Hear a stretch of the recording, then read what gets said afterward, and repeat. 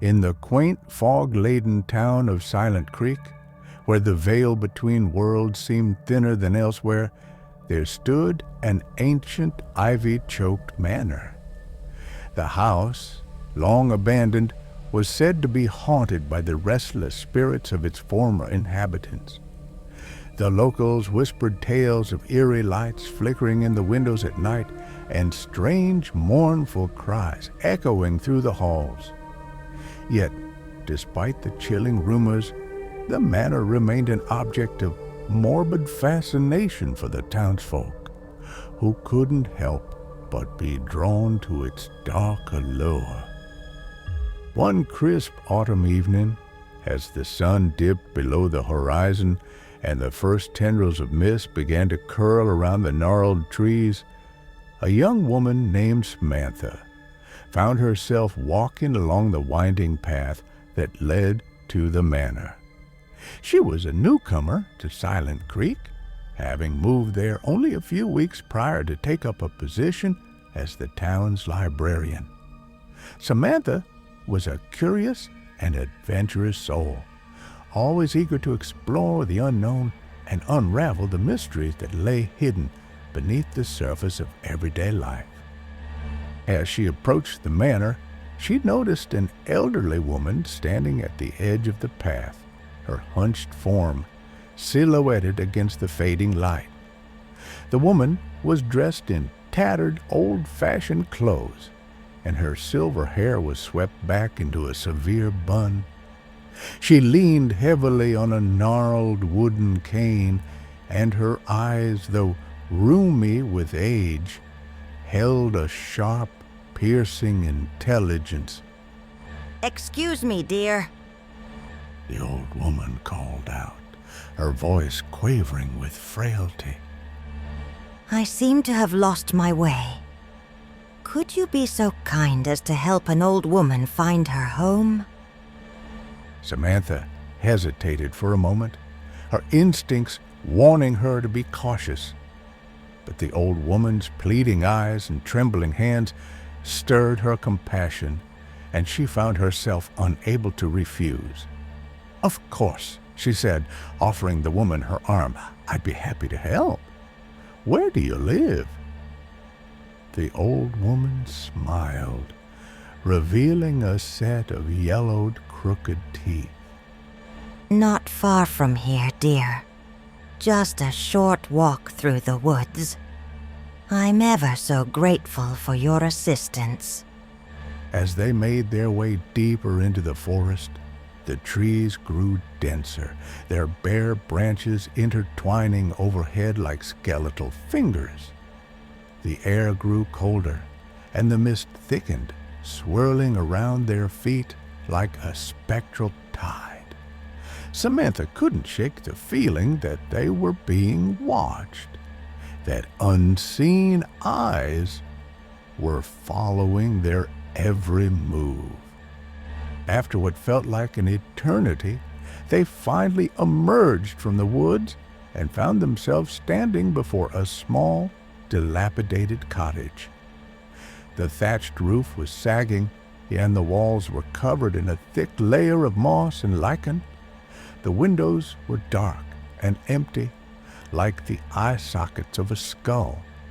"Here we are, dear," the old woman said, her voice suddenly stronger, more confident. "Won't you come in for a cup of tea? It's the least I can do to repay your kindness." Samantha hesitated, her unease growing with each passing moment. But the old woman's grip on her arm was surprisingly strong, and she found herself being pulled inexorably toward the cottage. The interior of the cottage was dimly lit, the air thick with the scent of dust and decay. A fire crackled in the hearth, casting eerie shadows on the walls. The old woman led Samantha to a small table in the corner, where a teapot and 2 cups were already laid out. "Please, sit," the old woman said, gesturing to one of the chairs. I'll pour us some tea. Samantha sat down, her heart pounding in her chest. She watched as the old woman poured the tea, her gnarled hands moving with a strange, almost hypnotic grace. As she handed Samantha her cup, their fingers brushed, and Samantha felt a jolt of cold like the touch of ice. She took a sip of the tea, the bitter liquid burning her throat. Almost immediately, she felt a wave of dizziness wash over her, and the room began to spin. She tried to stand, to call out for help, but her limbs felt heavy, unresponsive. The last thing she saw before darkness claimed her was the old woman's face, her eyes gleaming with a malevolent triumph. When Samantha awoke, she found herself in a dark, damp basement, the air thick with the scent of mold and decay. She was lying on a cold stone floor, her wrists and ankles bound with heavy chains. Panic surged through her as she struggled to free herself, but the chains held fast. Suddenly, a door creaked open, and the old woman appeared, her form silhouetted against the dim light from the hallway. She was carrying a tray on which sat a hammer, a saw, and a pile of wooden boards. Ah, you're awake, she said, her voice cold and devoid of emotion. Good. We have work to do. Samantha stared at her in horror, her mind racing as she tried to make sense of what was happening. "What do you want from me?" she demanded, her voice trembling with fear and anger. The old woman smiled, her eyes gleaming with a mad, feverish light. I want you to build your own coffin, dear. And if you refuse, I will make you suffer in ways you cannot imagine. Samantha recoiled, her stomach churning with revulsion and terror. "You're insane," she whispered. "I won't do it. I won't help you." The old woman's smile faded, and her expression hardened. Very well, she said, her voice like ice. Then you leave me no choice.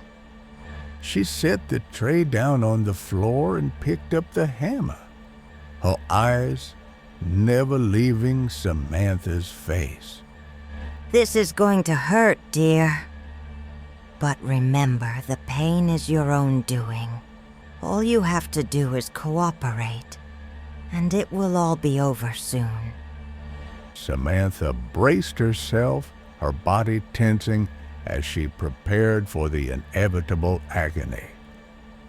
But as the old woman raised the hammer, a sudden, deafening crash echoed through the basement. The old woman froze, her eyes widening in shock and fear. The crash came again, louder this time, and the old woman dropped the hammer, her hands flying to her ears. No, she screamed, her voice filled with terror. It can't be. It's not possible.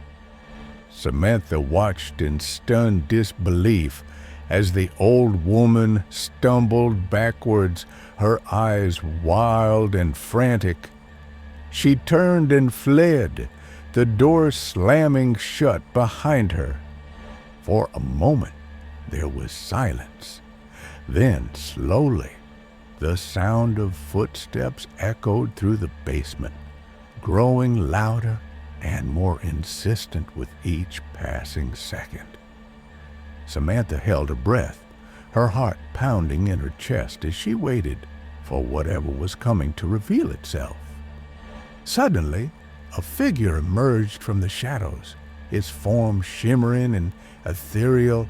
It was a woman, her long dark hair cascading down her back like a waterfall of ink.